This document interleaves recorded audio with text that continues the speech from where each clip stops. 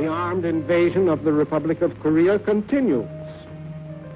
The Republic of Korea has appealed to the United Nations for protection. I am proud to report that the United States is prepared to furnish assistance to the Republic of Korea.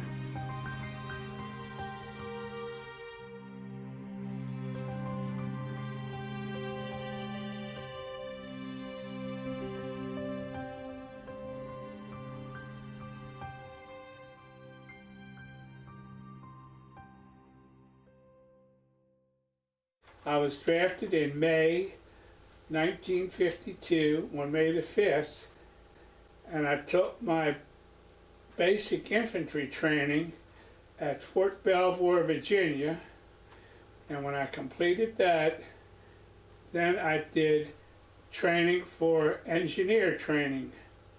And after I completed that, I had a 20-day furlough, and when that was up, I was sent to Korea.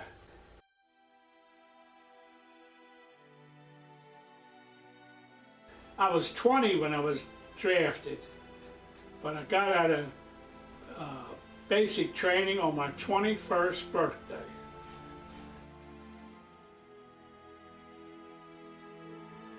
I don't think anybody who's drafted really wants to go, but I think that the Korean War was a necessity. And I will tell you why. When we first went there, when I went there, they had 1/2 mile of paved road in South Korea. And the North had already come down. They invaded South Korea.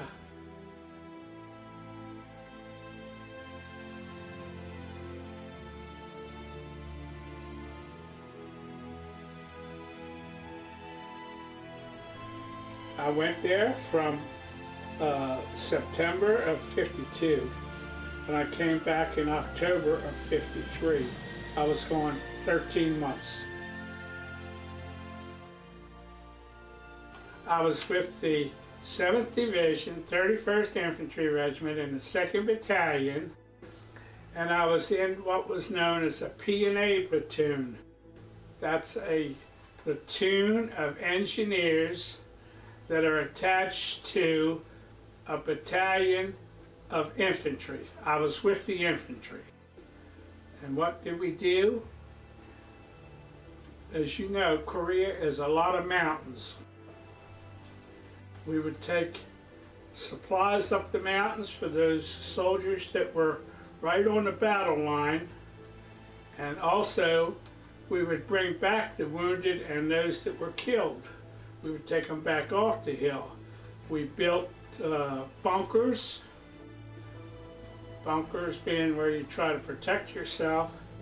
We would string barbed wire so that you tried to hold back the enemy if you could. And that's basically what we did.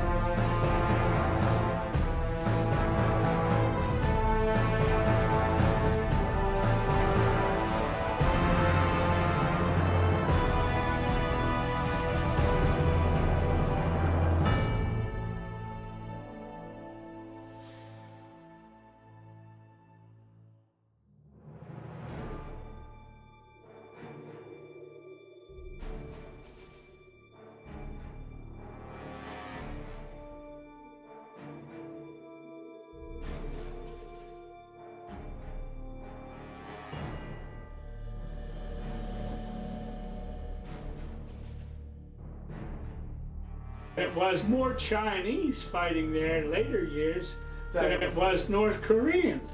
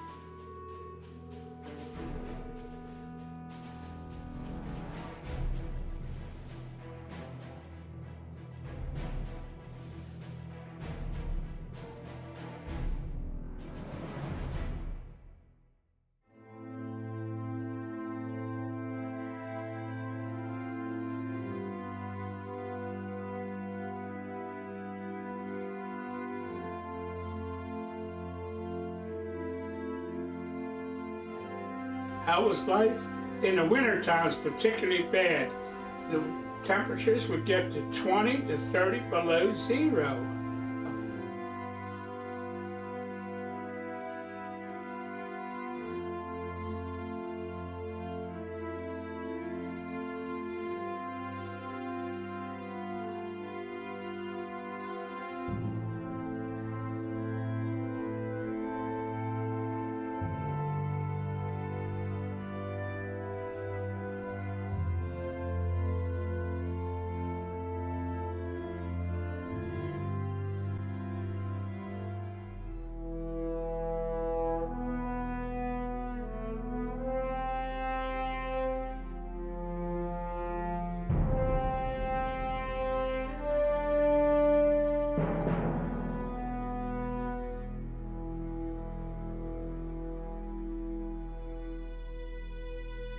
I was there on Pork Chop Hill, and I was there on Old Baldy, because I got 2 battle stars while I was there, and that was the 2 I got them for.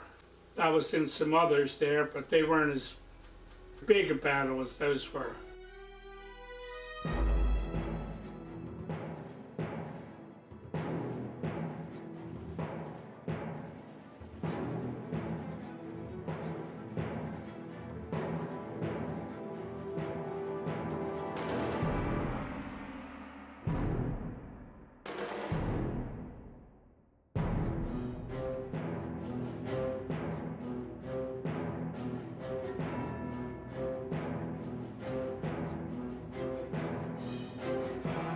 In the companies in the battalion, there was numerous ones that were killed. Oh, I mean hundreds. I saw one company in 1 week. They lost 3 companies. They were either killed or wounded. That's how intense the fighting was.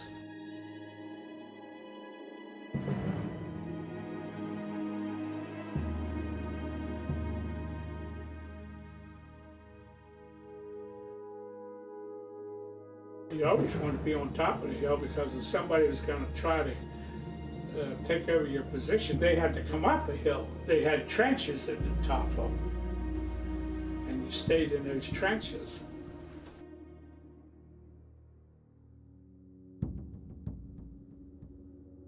A lot of prisoners were taken, a lot of them were mistreated, a lot of them died in prison, a lot of them were never recovered. There's still a lot unrecovered. We were all very lucky with the outfit I was in. There was no prisoners taken.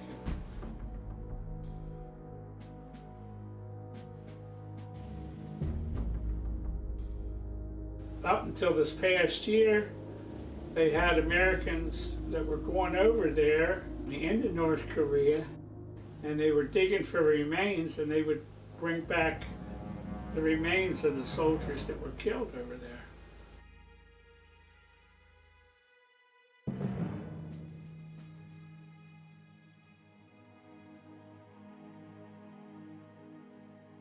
It was never declared war was over. It was an armistice.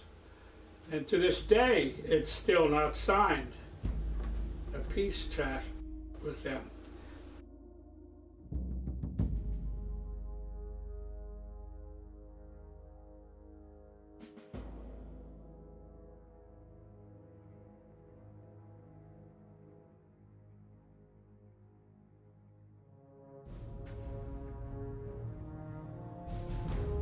They didn't get any recognition. That's why they call it the Forgotten War.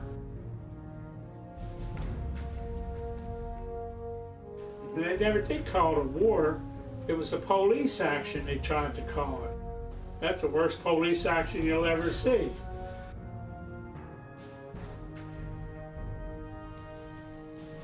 What started it was the North invading. Had they not invaded, there probably would not have been a war.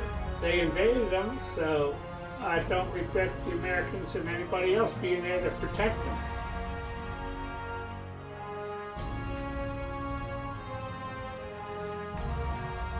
Well, I think anybody that goes over and does the things that we did should be certainly recognized and not forgotten.